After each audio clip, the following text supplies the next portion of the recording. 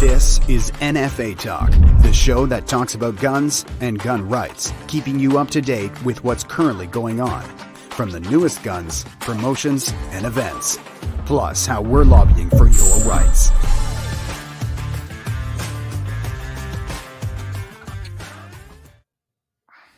All right, it's time for another episode of NFA Talk, and tonight we're going to talk about our Top Gun range day that we had last Saturday. Myself, I'm Jordan Vandenhoff. Joining me tonight, we have Rick Iggersage, and from Alberta, we have Dwayne Gorniak. Hi guys, how you doing? Dwayne, you're still muted. Hey Jordan, I'm doing great. How are you doing? A little tired after the weekend, but I'm feeling pretty good. Are you still cleaning your guns? You know what? I just basically took them and hosed them all down with G96, and I actually cleaned one today. I like to thoroughly clean them because we sent several thousand rounds down the range, so definitely need a good cleaning. Absolutely. It was, I got to say, it was an amazing turnout. It was a great day, sunny all day. We couldn't ask for a better day. The turnout, we were blown away by the lineups that we had. It was a great turnout, and I wrote it down here. The number of non-licensed firearms owners that showed up were 430 people. And we also had 20 spectators that just wanted to come check it out, see what it was all about, but they didn't want to pull the trigger. So, I mean, that's amazing. We got to talk to a lot of them. We got to explain our sport to them. I couldn't be any happier with that, right? And don't forget, there's several hundreds of licensed gun owners that also showed up. So it was a pretty good event. I'm ecstatic about the way it went down. It was way beyond our expectations, and the Joan from Silverdale and Sarah from Lance Shooting Supplies, they did a great job. Our people were down there from the NFA. Dwayne was down there, and we had our field officers, Kyle and Julian, there. Our regional coordinator Tom was there, running our sales booth. It was great. It was a busy day when none of us had any time to sit down or take a break. I was basically talking to people while I was eating French fries. So that tells you what kind of day we had. We had our general manager, Ginger, there as well. Oh, yeah. Last but not least, Ginger. Ginger was also there, and Ginger did a great job. Ginger spent most of the day loading mags for us, and I still don't know how she did it with those big, long fingernails, but she managed to load mags and keep ahead of everybody. Like I say, Dwayne and I and Jordan were on the line, and it was great. People were everybody left with a smile on their face. At any one time, I turn around and the lineup to our gun booth was 100 to 150 feet long. They were backed up. They were backed up into the weeds. It was amazing. Yeah, KP762 says I slept for 21 hours after the event. Yeah. KP762 is one of our field officers. He drove all the way from Belleville to come and help us out, and it was a great day. It was a great day all around. What do you think, Dwayne? It was amazing, and KP, that would be Kyle then, right? That's right. Yep. No, it was an awesome day. Like you said, the lineup of the people coming in, and it was nonstop. Neither one of us really got a break. It was just every time you looked up, there was just a barrage of people, and I'm sure we'll see some of those pictures here eventually of the lineup going down the road and stuff like that. Yeah, we have some video in production right now. We have thousands of pictures that we're kind of going through and sorting out. I mean, it's great. We do really have to thank the staff at Silverdale. They all donated their time to come out and help with the event, to make it run smoothly. We should thank Tangum Arms. We should thank Glock for coming out. We couldn't have done the event without them. The Canadian Gun Vault, they were out there shooting. It was really busy over on their side of the range there. I kind of popped my head around the corner, and they had a lineup out to the driveway there.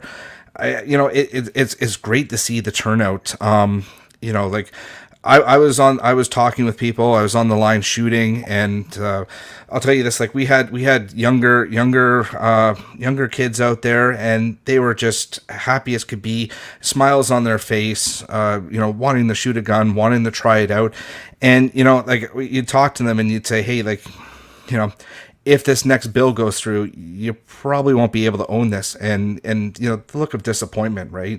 And that really makes me feel bad, because the next generation is not going to enjoy the sport like we're enjoying it now.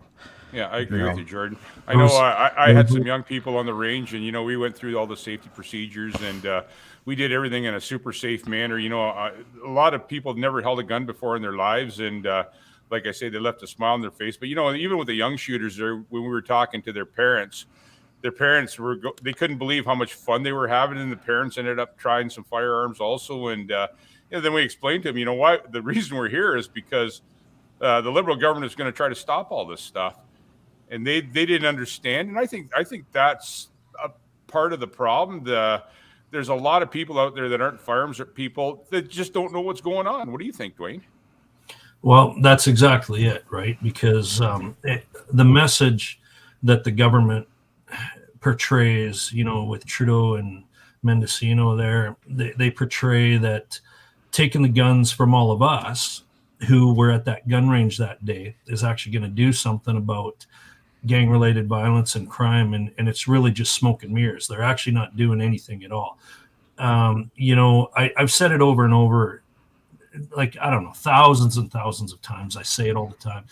You don't meet gangbangers at Cabela's and Canadian Tire with their hats on sideways and their pants around their knees, right? They don't stop in there with their license to purchase ammunition or firearms. And after all this is said and done, if Trudeau is successful and he does stop us from purchasing future handguns, firearms, criminals are still going to get them out of the trunks of cars, dark back alleys anyway. Absolutely. As far as we know, and we're going to just touch a little bit on the handgun, the stoppage of movement of handguns. As far as we know, today we're still good. There was some talk that something was going to happen today. Nothing happened. There was some talk last Thursday. I think it wasn't it Thursday, Jordan, where they said they might put an OIC in place to stop all movement of hand. It was Friday. They filibustered. Oh, Friday, in the House. Yeah, the Conservatives. Yeah. I'm going to use an American word, but the Conservatives filibustered them, and it didn't happen. So I don't know. The talk was it was going to happen today, but it didn't happen. But I know everybody I've been talking to has been going out and buying handguns. I stopped at a local gun shop today, and they were sold out of handguns. No, you know what? They weren't sold out, but they were over 500 handguns. I can't remember the exact number. They had two left. One was an Ivor Johnson 22, and I don't know what the other one was. Some used firearm, but that's just one gun shop. Imagine, and we push this out on social media too. Is Justin Trudeau and Marco Masidio are the two of the best gun salesmen there is in Canada right now. Jordan, handgun salesman of the year, right? Yeah. Before I left to come out to Hamilton, I'd phoned Cabela's myself because I was looking for another Ruger Wrangler, just a little 22 revolver, for cowboy action shooting. I already have one, but I thought, another one before this is all said and done, because we do cowboy action at our gun range. And the lady at Cabela's told me every store right across the country was sold right out of handguns, and that Trudeau did wonders for them, selling them out. And, as bad as it is not being able to have handguns anymore, at least those people weren't stuck with thousands of dollars of inventory, right? Yeah. Well, I gotta say, like, that's great that the firearms community stepped up and didn't leave the stores with unsellable product. Like, to show the support to the stores that have been providing us with the firearms. It's great. We as firearms owners, we have to pat ourselves on the back over this. We help the stores out. Yeah, I think hindsight's 20/20, but I think the Liberals are looking at it now and going, "Wow, we should have really put this into place." Where at the time we could have put this in place because, like Jordan says, the gun shops are sold out of everything, and I don't know if it was a tactical error on their part or if it was planned. We don't know. We probably never will know. But as soon as they brought that all movement of handguns bill up, the stores went berserk. People were lined up outside. So, you know what? I don't know if it was a mistake or it was in the plan. I don't know, but it worked out. It worked out good for the handguns that were in Canada at the present time. Anyway. Yeah, and there still might be time, like Rick, like you said, they were gonna, there was rumor out there that they were gonna pull a freeze today and they were gonna pull the trigger on that one, and it never happened. It doesn't look like it's gonna happen this week at all. We're only in the Parliament's only sitting until the 23rd, so we're getting fairly close to, there's a good chance this is gonna go over the summer break, come back in September. Maybe they are gonna do things right where they're gonna hold off on trying to ram through second reading of C21, and they're going to do the due process. Give some time for the MPs to go back and talk with their constituents and see where they're actually at with this. Right now, like you see across the news, every media outlet, there's a lot of critics out there that are saying the Liberals are missing the target on this one. They're not targeting the criminals, or very lightly anyways, and they're really, this bill goes directly after law-abiding licensed firearms owners. Actually, just like myself today, I called Blair, our vice president. I called him at Lever Arms today, and I bought a bunch of prohibs off him. I said, Blair, what do you got? He told me what I had. I said, I'll take them all. It just I'm hoping it doesn't come. I hope it doesn't come down to the complete stoppage of the stopping of movement of handguns across Canada. But it's your chance, and it makes you think. Even us in our position, and we're fighting this tooth and nail. It makes you think, boy, there's some handguns I wanted. Maybe I better go out there and get them. I think you're trying to do the same, aren't you, Dwayne? Well, I was, and like I said, it wasn't so much that I guess it was that last little irk, with Trudeau pulling it, and that's kind of what brought that sparkle in my eye and thinking, another one, right? Yeah. So yeah, and I walked into my local gun stores, Prophet River and Lloydminster, and it was eerie. It was weird walking in there and seeing the displays just completely empty. Jeff Marino's got a comment. They're trying to get a transfer, can't get through, not answering your phones. You know what? I'm in the same boat with my with the prohibs I bought, because of course prohibs are at a gun shop on consignment. They're not owned by the gun shop, so it has to go through the person to person transfer. And I'm in the same boat, trying to get a hold of the CFO to initiate these transfers, but it's almost impossible. And it seems like I don't know what they have for staff in Miramichi, but you shouldn't have to wait 8 or 9 hours to do this transfer. You think with this backlog, you think they get some more staff on, but I think that's part of the ploy too. I could be wrong, but by not putting putting staff on there, it's slowing things down. It's all. Who knows, right? It could be a little bit of that. Could be a little bit of that, but you got to remember too. I don't think they even knew this was coming down the pipeline. So now you have a system that's completely overloaded. Their web servers are completely overloaded. I tried to transfer a non-restricted firearm to the winner of our shotgun at the Top Gun event, and the server kept crashing on me. I had to back out, wait a few minutes, try again. They didn't plan this. They rushed it, and you can see even in the bill they rushed it because there's a lot of stuff in there that needs clarification. So it goes to show that this government, they're just trying to ram it through. They're trying to make the antis happy on this one, and they really have no thought. Do you guys think that they're really going to pull through with this, or is this a whole bunch of let's get everybody on our side, load them up, and then call the next election, right? Yeah. So I don't think it's smoke and mirrors like the Liberals have been known to do. I don't think it's that, but I think they're going to go. I personally think they're going to go through with it, and it's going to be hard to get something back once you lost it. Jordan and I were talking about this today, Dwayne. That once they take something away from you, it's harder to get it back. Exactly. So our fight has to be at the ground floor with this, because Jordan made the comment today. Once it's gone, it's gone. And good luck getting it back.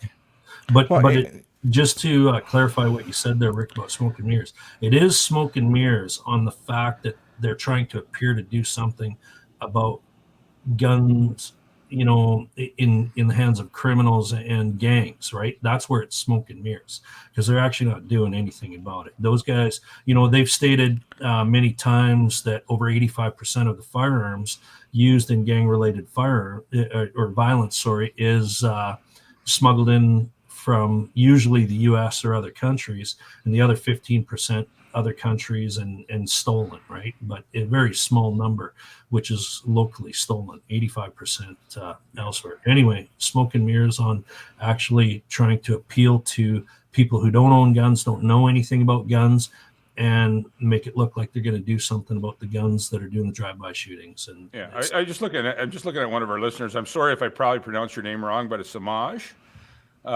He says, I've never gotten into guns. I'm wondering if, oh, here we go. I've never gotten into guns, and now I'm wondering if I should even bother with everything going on. What do you guys think? Well, I'll tell you what I think. I know of all the non-gun people that never fired a gun before in their lives and came out to our range day at Silverdale, a percentage of them were asking me where they could take a course and where they could buy some guns. Even with this looming handgun ban, they were still thinking, you know what? We shot some long guns here. Like, I had an SKS there. I couldn't believe the rounds that went down range with an SKS, you know, and they're one of the most economical guns to buy right now. You know, and like I say, what I can tell you is that get out there, get your pal, go out there, and hopefully things don't come to an end before you can buy some firearms. Because I know one thing for sure: if you get some firearms, you're going to have a lot of fun and you're going to have a smile on your face. Because I don't think anybody left that range day. I don't know about you guys, but I didn't see anybody leave there that wasn't smiling. Right. No. And I would encourage that commenter to go get your firearms license as well. You know, join us, help strengthen our voice. You know, there's different types of things you can do out shooting with reactive targets. Like one of the things my son and I love to do is with reactive target trees, you know, flipping the branches back and forth and stuff like that. You know, it's a lot of fun. There's a lot of cool things. And then over the weekend when we were at Mike's Steakhouse, we got thinking about maybe doing a Jenga rotisserie for guns, right? So. There you go. So no, but really though, like if people stop getting their firearms license, what kind of message does that send the government? And what does that tell them? They say, hey, they're it's working. No. We still need, everybody should still go through their non-restricted, restricted classes. Show this government that there is a demand for it, and we're basically not going to take it. We're fighting back by getting our license, by organizing, and you got to still continue writing to your MPs. Let them know how unsatisfied you are with this. You know, you might think, hey, just, you know, writing a small little letter, some backbencher is going to read it. No, when they see the volume of mail coming in, they pay attention to that. They really do. The other thing is there's a whole bunch of petitions out there. You might not think that it does anything. It does. When we go to court with this OIC, we're going to show them, you know, look at the petition numbers. This does have value to it. So, please, you know, you see the petitions, sign them, write to your MPs. We still have to continuously doing it. Even if you think it's a waste of time, it really isn't. Yeah. You know, Gary Gill made the comment, will Canadians, whoops, I lost it there. Will Canadians lose all their gun rights? Well, you know what? Canadians have been losing their gun rights since basically 1967, actually in the 30s before that, when handgun registration started. That is definitely their agenda, the liberal agenda for sure, to get rid of all gun rights and guns. But you know what? We at the NFA are here to prevent that, and that's what we do. We're fighting for your gun rights every day. You know, even like Jordan said, educating, writing letters to your MPs. We're lobbying MPs. We're writing letters all the time. And we're getting out, and our big thing right now is educating non-firearms people, like we did at Silverdale this past weekend. That goes a long way. Believe it or not, if you're a gun person, you want to get out there, get some people that, you know, are kind of iffy about guns, take them to the range, shoot some guns. I've said this in the past. We've said this in the past. You know, Jordan does it all the time, takes non-firearms people to the range, and you know what? Next thing you know, where can I sign up for a PAL course? Funny you say that. I was just at the range last night with a couple, and I was with my buddy and his lady friend, and she wanted to get it off her bucket list. She wanted to shoot a pistol for the first time, so we went down. We shot a couple hundred rounds, some 22 9mm, and then, you know, I brought out the big 454 Casal as well to shoot. And I'll tell you, like we sat down afterwards and finished off our coffees there, and you know, big smile from ear to ear. You know, how do I go about doing this? And I said, you know, listen, you might not have time. You have to go through the course. You have to go through the background check. They are doing the freeze, but I said, hey, listen, you know what? Do it anyways so you're ready, because this government's not going to be around forever. We are going to have an opportunity to get some of these repealed when we get Trudeau out of office. Yeah. So, and in the meantime, you can still shoot other firearms, non-restricteds, and I'm always inviting people to come up to the range with me and shoot. So my guns are always available to shoot. And so to all those parents out there who brought their children, we say thank you for that, because they are the next generation of sport, right? In this culture, right?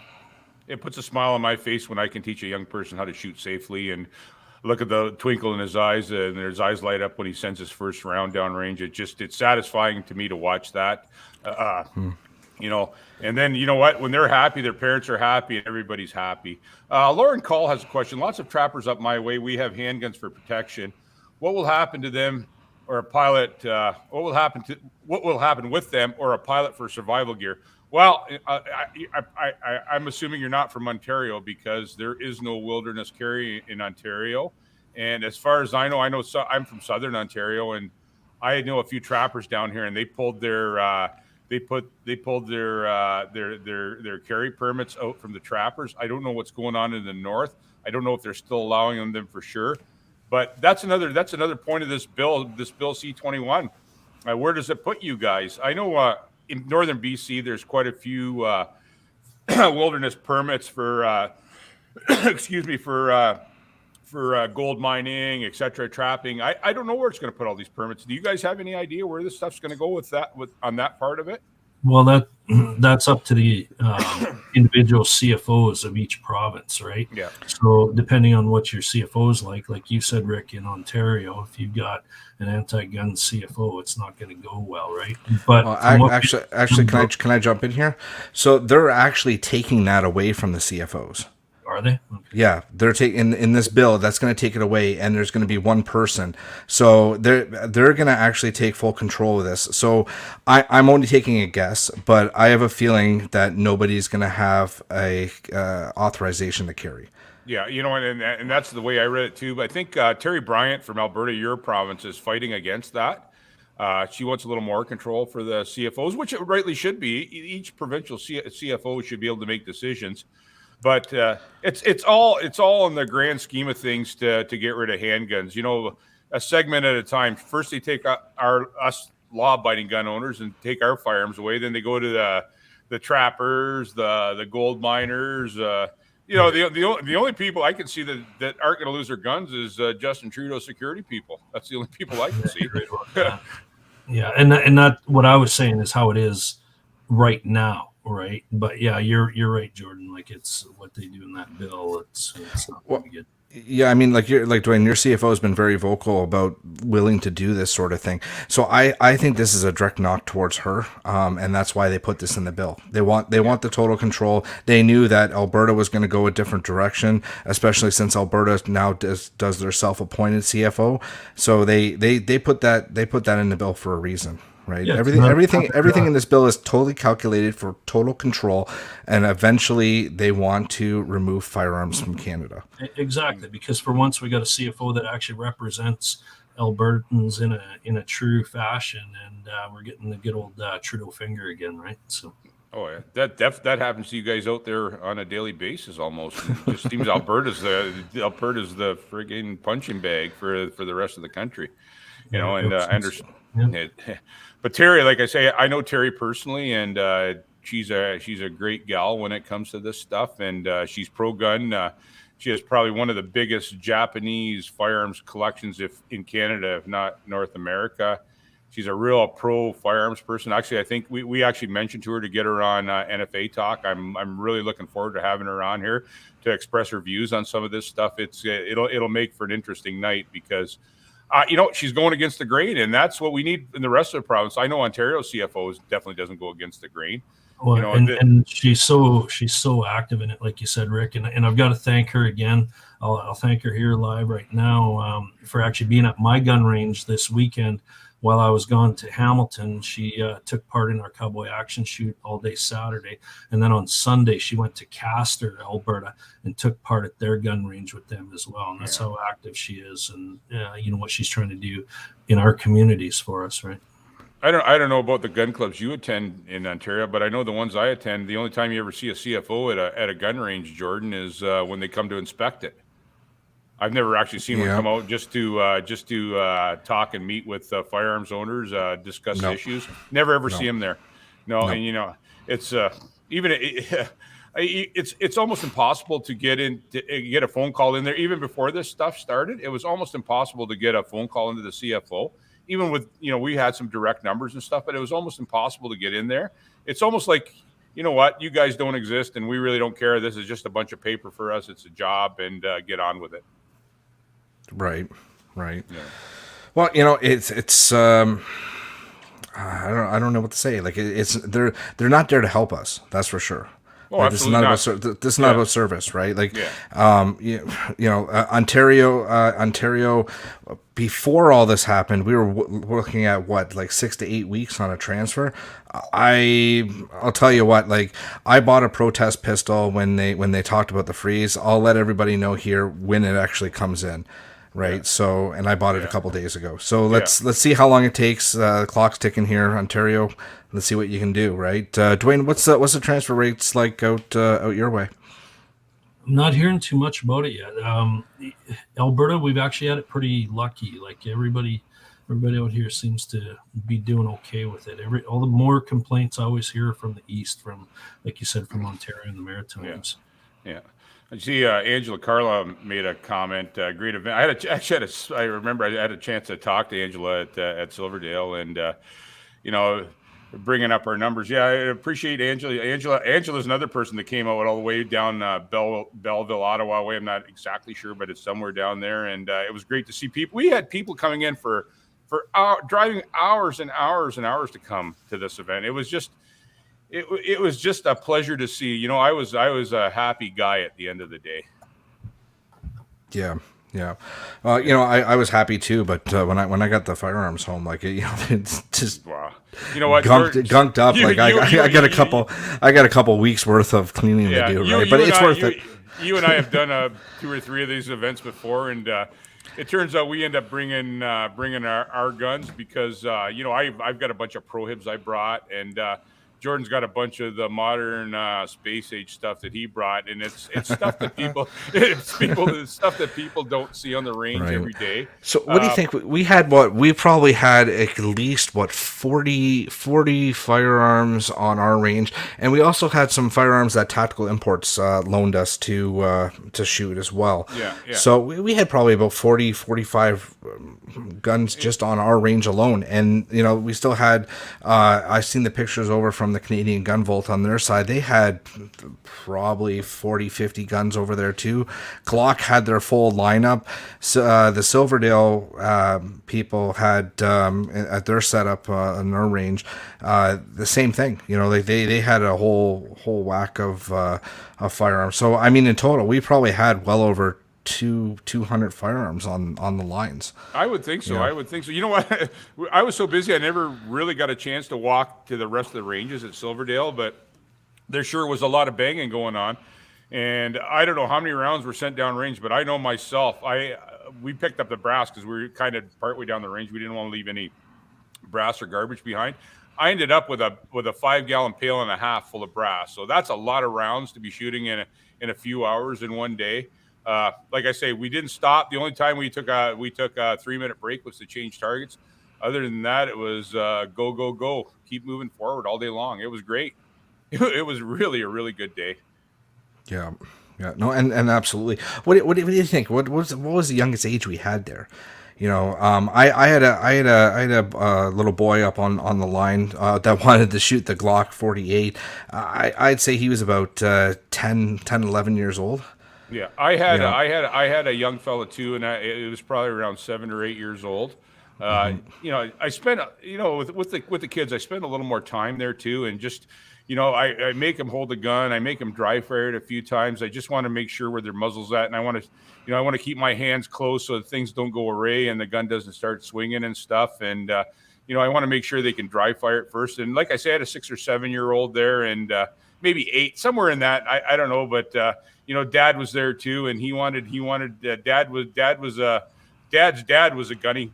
He wasn't, so he wanted his young fellow to experience it, and we went through it, and he ended up he cranked off 10 rounds out of a 22 semi-automatic pistol that we had there. And the kid was is smiling. He left away smiling. He said, Dad, he was saying, Dad, we got to come back and shoot some more. So I think I don't know, I didn't have him the second time.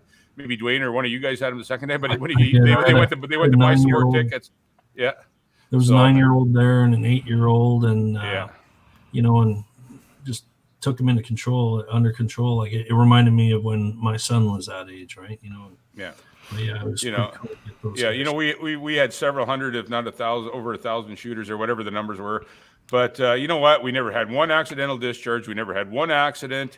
And like Jordan said, we had 430 unlicensed new shooters. I'm sure some of them held a gun before, but I think the vast majority had never even held a gun. We never had one accident, not one erroneous discharge. We never had anything. So that says a lot too, because it was one-on-one, and our people made sure it was safe. So it just I think I'm hoping this becomes an annual thing, and I'm hoping the next one's going to be bigger and better. You know what else I noticed too?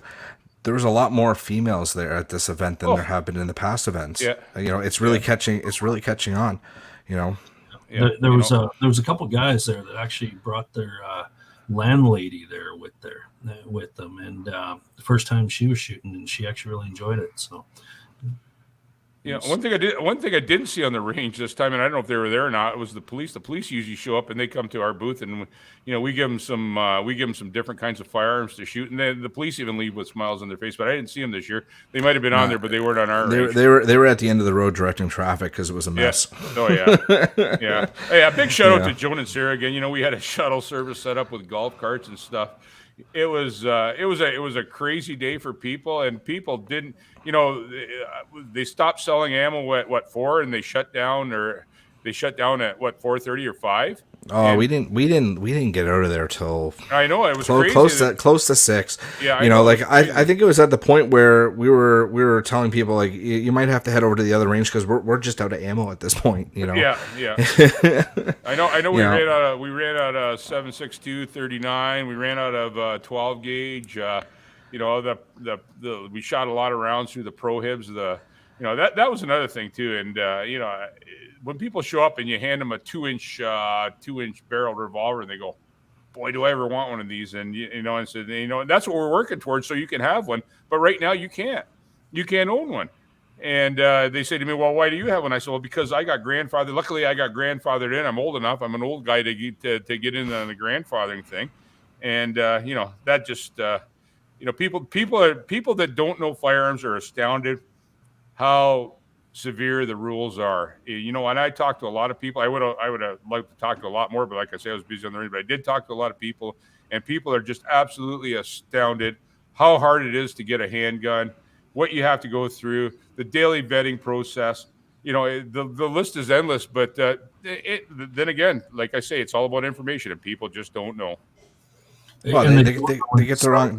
They get the wrong information. They're getting it from U.S. media, where they can walk into a store, do a 5-minute background check, get a pass, and they take the firearm home with them that very moment. But they're also getting it right from our own government like that. Don't forget that when Trudeau first came into power, and he told everyone that we could go to curling rinks and hockey rinks with handguns in our glove boxes, and that never ever was the case. So that misinformation right from Trudeau's mouth, right? Yes. I remember on Twitter too. He made, and I'm gonna have to go back and look at it because I'm probably gonna goof this up. But he made it seem like we didn't have to check for a license to sell a long gun. I don't know if you guys remember that tweet that came out there, and everyone was like, "What are you talking about?" Yes, we do. We look at the license all the time, right? So, but then again, he said you can blow a deer in half with a 223. So, he doesn't know what he's talking about, and we all know that. And I think he just starts spouting off with things that he thinks are right off the top of his head, and most of it's wrong, and we all know that. But that's ammunition for down the road to when some of this stuff is challenged, because my opinion is, I think a lot of Liberal members and some Conservatives too just don't want to know about this stuff.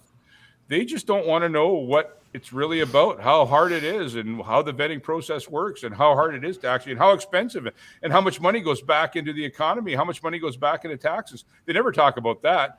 Shooting ranges, ammunition sales, accessory sales, target sales. It's it's mind-boggling. Right. You know what? KP is right there. I don't think Trudeau thinks at all. And he really doesn't. So he's just getting briefings from a whole bunch of, well, not a whole bunch. He chooses to ignore the professionals in the firearms industry. And he takes all these points from people that do not like guns and are very uneducated about guns.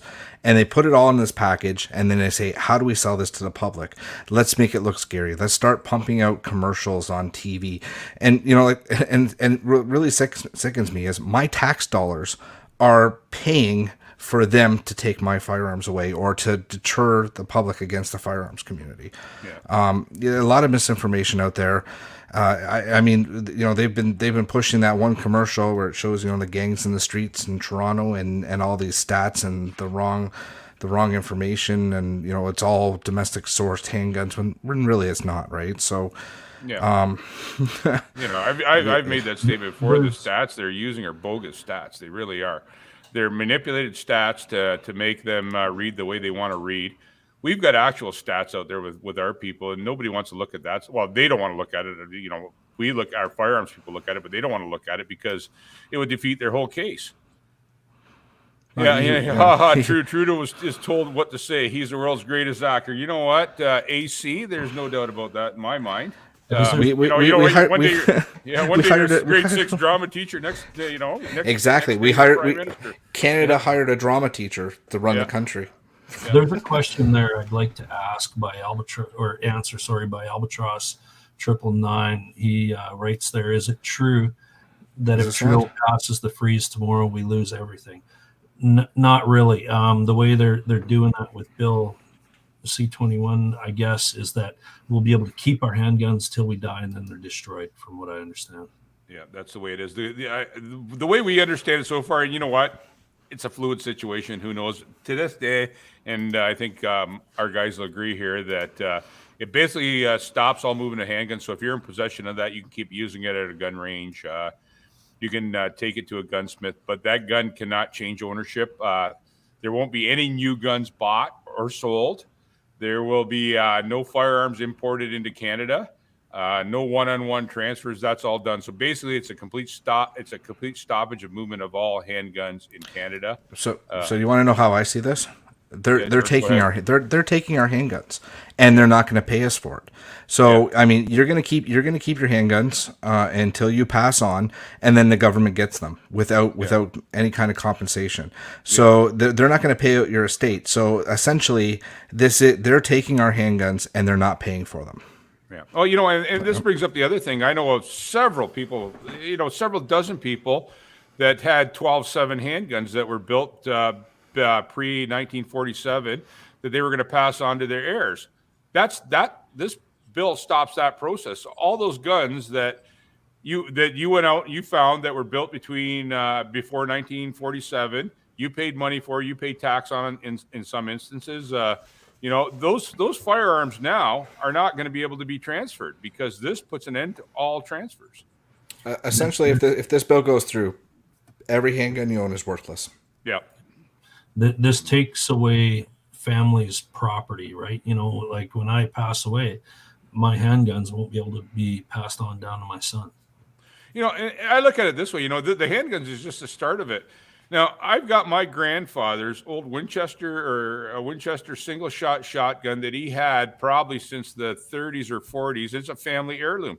Now, I don't know what's going to happen next. Who knows? But the way this is going, when they start banning firearms like that, that's a family heirloom. That's been through 3 generations of my family going on to the 4th, and we're going to lose that. And I'm sure there's people out there with handguns like that. I'm sure Grandpa brought home a liberated Luger from World War I, and and now all of a sudden, it's been a family heirloom, and all of a sudden now that that whoever ended up with it after Grandpa, and now this firearm's going to be out for destruction and a family heirloom. It just nothing short of ridiculous. Right. But hey, governments do change. They're not going to be in forever. Exactly. Right. So, unfortunately, we might, and I put keyword might, be stuck with them until 2025. We're in a minority government right now. They don't last long, and as history has shown, they don't last long. If you watch the politics from day in and day out, things are a little rough. There's a lot of heckling back and forth on all sides of the floor. So there is a chance. Somebody asked earlier, is this bill going to pass? You know what? Right now, the Liberal NDP government does have the majority with the two parties combined. There's a good chance they are going to ram this bill through. But it doesn't mean that we're completely lost. The next government that comes in does have a chance to repeal this and do right by firearms owners, right? And we're gearing up in different ways if this bill does pass too. We'll just leave it at that for now. We'll see what happens with the bill before we get deeper into it. But our legal team is looking at every angle. Yeah, the NFA is looking into this, and we're spending a lot of time looking at this. And right now, we're looking at all the possible angles and the way this whole thing might go down. We're like I say, we're preparing right now to deal with this as soon as we get any kind of stoppage of movement or OIC or anything like that. The NFA is going to move forward on this, and this is everybody out there. That's what we do. We want to nip this in the bud. We want to get in this on the ground floor and prevent this, because I myself and all my colleagues on the NFA, we want to make sure that you keep your handguns and your guns that were listed on the OIC. That is what firearms are our passion, and that's why we do this. We do this as volunteers because that's our passion. We want you to keep your guns. We want the next generations to keep their guns, but we also want to keep our guns too. Dwayne? Right. Yeah. And you're right. It's about property rights, right? We've said that in many other episodes. It's about, liberals have no respect of property, right? So, yeah, well, that's the thing too. And I explained that to people in the range too. And I was explaining to them, they're taking our more talking towards the OIC right now. They're taking our personal property with no compensation, and they didn't understand that. And so, I'll give an example. I pay $2,500 for an AR-15. And the government's going to give me cents on the dollar. So basically my $2,500 AR-15. And, we've talked about, Jordan and I and everybody on here has talked about this before many times. But, what are we going to get? $100 for AR-15? And it's your tax dollar. Yeah, and they're calling it a buyback. And I've said this dozens of times before. You need to own something in the first place to buy it back. And the fact of the matter is we bought it and we paid the government tax on it. It's not, there's no logic to it. And when you explain it to people, and Jordan's laughing. Jordan and I talk about this, and Dwayne, we talk about this stuff every day amongst ourselves, and some days it's mind-boggling. Absolutely. Like, we go through all the red hoop, the red tape. We cut through the red tape. We get our license. We go through the background checks. We're law abiding. We're checked every day. We take the safety courses. We sign up for ranges. We take their range safety courses. We have safe storage. We have, transportation laws. We go through everything. Like you can't just dump your gun in the back of the truck and go down to the range. Like, it's a process to go down to the range. It's a process. It's a process to purchase. That's the next thing too. Get the popcorn out, because I'm thinking central storage is coming down the pipe. Well, they've toted that one too, but the logistics of all that too. It's like they're gonna start throwing a whole bunch of stuff out there to really, because they have this movement going on, because they're playing on emotion right now with everything that's been going on in a different country, and they're really playing on that. So they're gonna start testing the waters and start throwing it out and seeing how people react. Yeah. It's what they do. Storage. Don't even get me started on that, Rick. That's such bad news, man. That's like a big target on Google Maps for criminals. Look at that. I've got a perfect place. One of our listeners listening down there, I'm not going to say his name, and he says, "I'm keeping my Beowulf 50." Well, you know what? I've been hearing that from a lot of people, and people are just fed up. So you're not the only one. You know who I'm talking about that made the comment. And what he's saying there too, that happened in the 90s and 95. If you look back, I'll have to find that article, but a few years back, I wrote a post, an article on our public page about the closet gun owner. And when that big push in the 90s came through, there were a lot of gun owners that just said, I'm done, I'm not compliant. And the guns went in the closet, so to speak, and they just never talked about it again. And how many times did we hear that over the weekend? There's where we go. Right? Even with registered handguns, I know this for a fact, and I'm sure people are going to research it and they're not going to find anything on it. But I bought firearms, and they called the CFO to register a firearm, and it was there was some mix-up when they went from when 58 came. Was it Bill 50 C58 when the classification started, and they went through a process, and a lot of those registrations were lost. Because this happened to me about 6 or 7 months ago. I bought a Smith & Wesson model 66 and a model 60.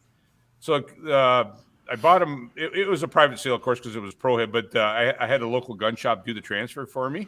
When they called CFO, they had no record of these guns. So basically, what they had to do, we had to measure the barrel, the shot capacity, serial number, markings on the firearm. They basically that firearm probably was registered at one time, but they lost a bunch of that stuff. I'm sure they'll deny it, and I'm sure you guys are going to be out there fact checking this, but that's a fact because I was there and that happened to me. So basically, those two firearms got registered that day because they had no record of them. So things are not good. Things are not good in as far as the registry stuff. So who knows how many of those firearms are out there yet? And like Dwayne says, the closet long guns that never got registered with the first long gun registry. None of this stuff is well thought out, and none of this stuff prevents crime, and that's the bottom line. Right. Hey, you know what I got thinking the other day? What's that? They just came up with this new system to transfer non-restricted firearms, and you go on the web portal and you log in.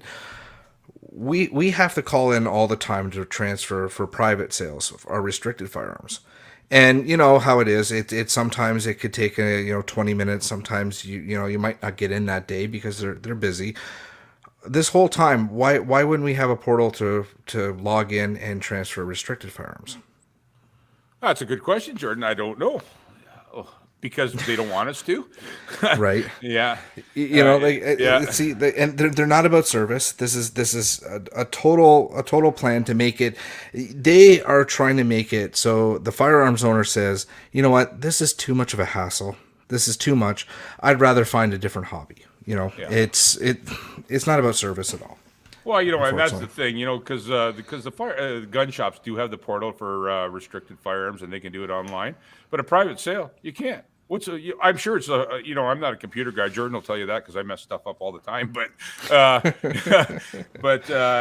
I'm sure with a couple flicks of some switches, they could set the same portal up for private sales, but they just don't want us to do that. And the other thing too, like transferring non-restricteds, now you have to verify a store. Yeah, like that's just with the old way, and I know this because I used to work in a store. Like you could do a transfer between store to store, and it was instant for restricted. But now they're making you verify a store to see if its license is valid. How many transactions a store probably does a day? Like whoever's thinking of this stuff.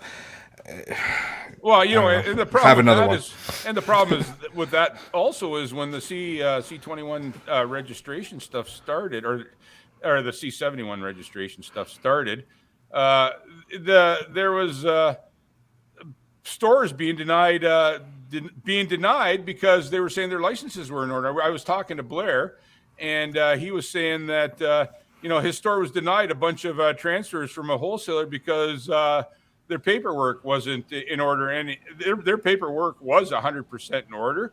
And it's simple stuff like email addresses. I've been hearing a lot of that. I've been getting a lot of phone calls on that, where somebody goes to transfer a firearm and everything's good on the portal, and all of a sudden the transfer doesn't go through. They're denied because there's irregularities in their email address. And so then they have to proceed and do the phone call. Of course, you can't get in because there's 5,000 other calls on hold. It's all of Canada. All of Canada's trying to buy. System. All of Canada's trying to buy handgun. You got yourself a stupid system. Yeah. They can't get through. All of Canada is trying to buy a handgun right now. Yeah, exactly. Made by the Liberals, Rick. Yeah, exactly. Yeah, exactly. The Liberals and Trudeau, man. I'll tell you, and there's another thing of people not really knowing and not being educated. And I don't know how many people you guys talked about it. At the show, I talked to a bunch of people. Well, I'm going to go out and buy a handgun. I said, well, you can't. What do you mean I can't? I got money. I go, no, you can't. And then, explain the process to them. And people just don't know. And actually, Dwayne and Jordan and I talk about this all the time. Like, it just people aren't educated. And once you speak to them and tell them what it's all about and, introduce them to the sport, they change their opinion completely. Yeah. Well, I love it when you really explain the full laws to them, and they look at you like a deer in the headlights, and you're like, I fully understand. Half of this stuff doesn't make sense either. Yeah. Right? Like, I don't even think the lawyers can figure it out. It's just so they've repealed, they've adjusted, they've amended so many times. They keep going down this rabbit hole, and this is something they're not going to back out. The only way we're going to solve this is a full rewrite of the Firearms Act on common sense, based on facts, and just completely restart from the beginning. Get rid of that Section 91, and let's start over again. Exactly. That's the only way to do it. That's our goal, and that's what the NFA is always pushing towards. I see. Yeah, AC makes a comment. They might ban water guns. You know what? If it's a replica of a Glock 17, they're definitely going to ban it, whether it's a water gun or not. And that's the sad irony of this whole bill. Stuff like that. Water gun that looks like a Glock, it's going to be banned because it's a replica. There's nothing thought out about Jordan. Jordan shaking his head, but there's nothing. They never thought anything out at all on this bill. There's nothing thought out. This was just loosely thrown together, and I'm sure they just didn't do it. It's been thrown together for quite a while, but definitely not thought out. I don't know. What do you think of that, Dwayne? They just with replicas and airsoft and pellet guns and everything else. Your kid's Red Ryder BB guns, is going to be prohibited now. Well, and it was, and since I started with this, with the replicas and everything, and the whole rhetoric of see a gun, call 911, like it was about, I can't remember, 5 years that, a gentleman had the police called on him in Grand Prairie for having an umbrella, right? And it's just like, man, it's don't even get us started on red flag laws, because that'll be another hour. Red flag, yellow flag. Yeah. You know what? We've been going on for about 52 minutes now. I think we still want to take carry on with our last talk there. We were going to have Blair on the show, so we will. I think we're at a good spot to leave it for now, and I think we should come back in maybe a week and touch up, and maybe we'll know some more by then with if they're going to ram through the bill, or if we've got the summer to relax and shoot some handguns and trade amongst ourselves. Yeah. On that note, on behalf of Canada's National Firearms Association, I'd like to thank everybody that came out to Silverdale to participate. I'd like to thank the staff and our people, everybody that helped, everybody that came out and shot, and everybody came out just to have some fun. I'd like to thank everybody for coming out. It was a great day, and the NFA appreciates your patronage. All right, guys, until next time, thanks for tuning in. Thanks for listening to this episode of NFA Talk. Like and follow the NFA on social media and sign up to become a member.